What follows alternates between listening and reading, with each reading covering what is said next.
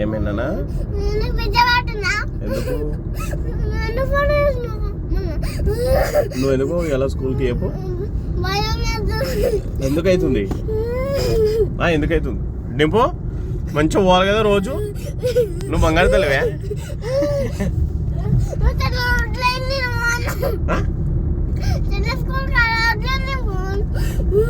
నువ్వెందుకు ఎందుకు భయం అవుతుంది ఎందుకు భయం వేస్తుంది ఇంటికాడ ఏమని రాసుకుంటావు ఏం రాసుకుంటావు ఎందుకు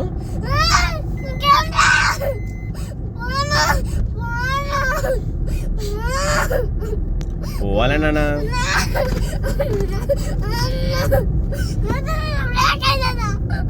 ఏం వేసావు ఏం బ్రేక్ వేసావు ఏంది అది ఏ బ్రేక్ అది